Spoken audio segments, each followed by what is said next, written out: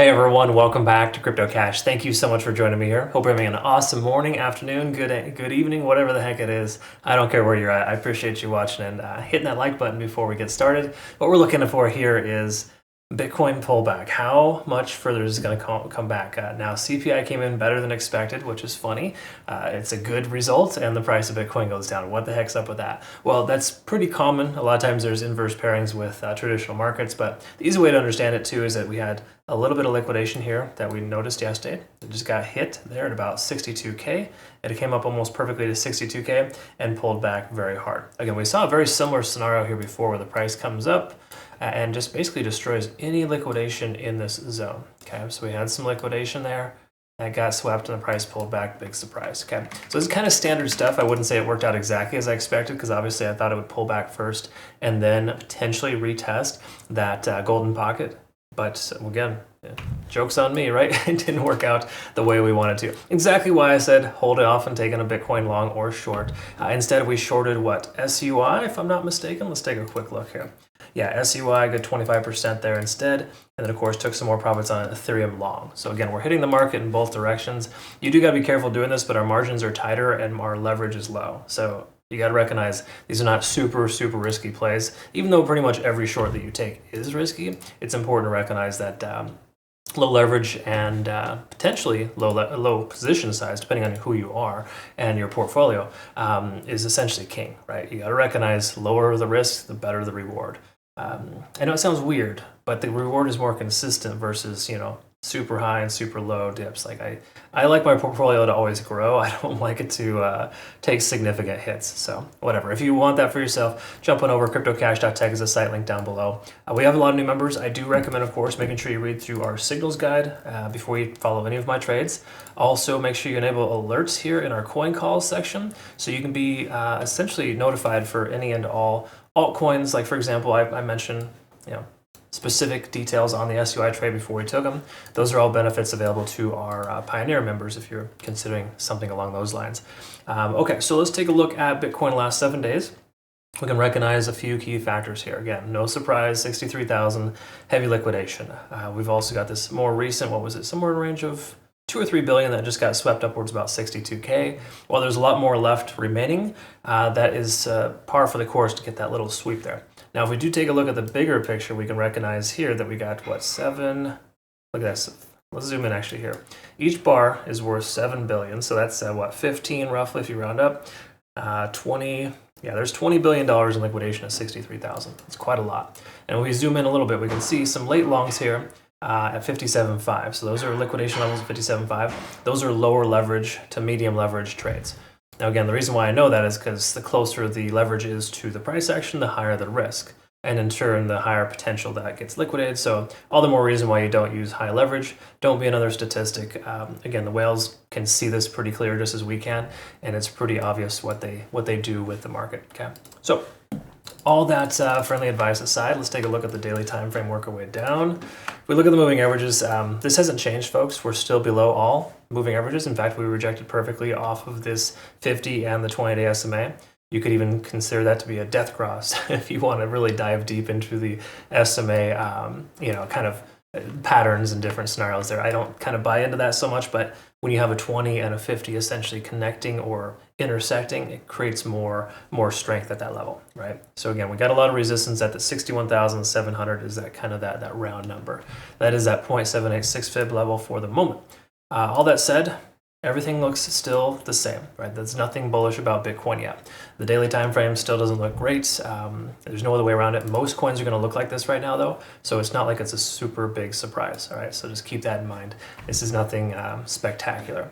Okay, so 4-hour time frame. Let's look at this here. This is where we're gonna probably be able to see a lot more proof here now. Yesterday, what we were looking for is a bounce off this, 59,600 or just say 59.8. There was that little range that I kind of summarized in my trade alerts from yesterday's analysis. Hypothetically, we could still get that bounce. It's a little early right now, but unfortunately, at this point, we can see here that we are in a situation where the price action is below 50 on the RSI. This is not great. Generally speaking, we want to have the stochastic, swinging down the way that it is here. these are all signs kind of pointing down a little bit. Again, we don't want to lose 50 on the RSI.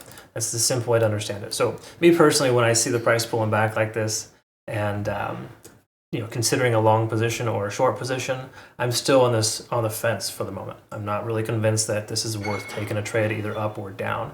We see a lot of different scenarios here where we got the MACD and RSI kind of pulling back with stochastic as well. These are all reasons why the shift in momentum is occurring. Okay, now again, it's occurring faster because we have this significant candle, but the truth is we're now below this point of control at 60,600, and we got to presume it's going to be a resistance. The funny thing is, we got a nice solid closure above that level yesterday, so it gave us a false positive, letting us know, hey, go ahead and take a long, right? That's basically what the market was telling us not 2 or 3 hours ago.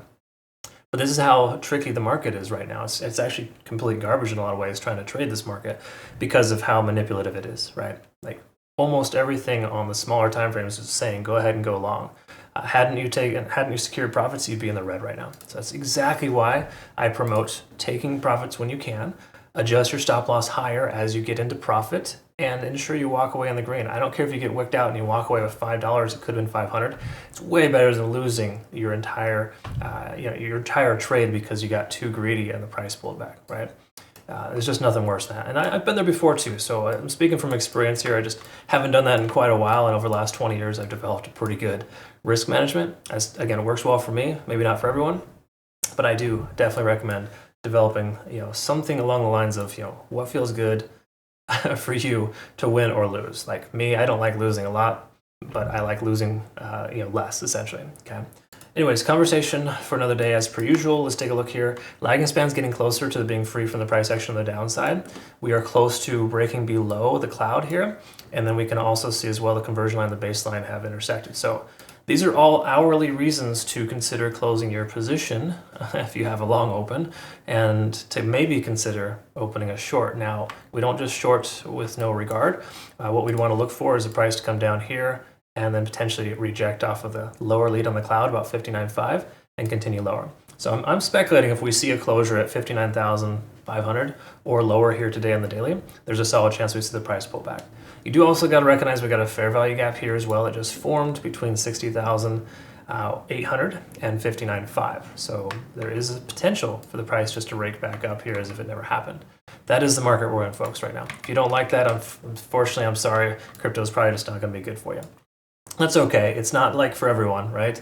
But it is for people who are a little more patient and have some foresight to be able to make sound decisions and not take a trade based on emotions. Okay, so don't get super crazy here at this point. Just because the price pulled back, it doesn't mean it's a great opportunity just to take a long because it dipped, right?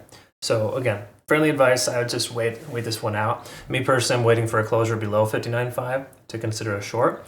And if we're looking for a long, again, as per usual, I want a solid closure on the daily at 61K or higher. That's really what I'm looking for. So again, just some simple, easy to understand things. I know it's kind of complex too. I make it sound easier than it is. But the truth is, you can simplify this process by being real with yourself and making sure that you learn from every mistake if you're making them, and just don't follow those idiots online that are 100x to the moon or whatever. Those people are getting destroyed right now consistently. In fact, I got a lot of people coming over to our community specifically because they're getting wrecked and destroyed by the market. While I love being able to help people and I appreciate the new business, I don't really love that people are listening to these other idiots, these buffoons. It's just ridiculous. So anyways, conversation again for another day. I'm sorry, I get kind of off on a tangent there. So the simple way to understand it here is that, we're breaking bearish for the moment, and I think this little push to the upside is short-lived. Once again, this could totally change in about 15 to 20 minutes, so we'll see what happens. Future reference too, if you're watching still, I'm going to be traveling today, so I'll be out of the office this afternoon. There'll be no analysis later today, but I'll be back to business as per usual tomorrow. So all good, normal stuff there. I hope you all have a good rest of your day. Thanks again so much for your time, and we'll look forward to seeing the next one. Take care.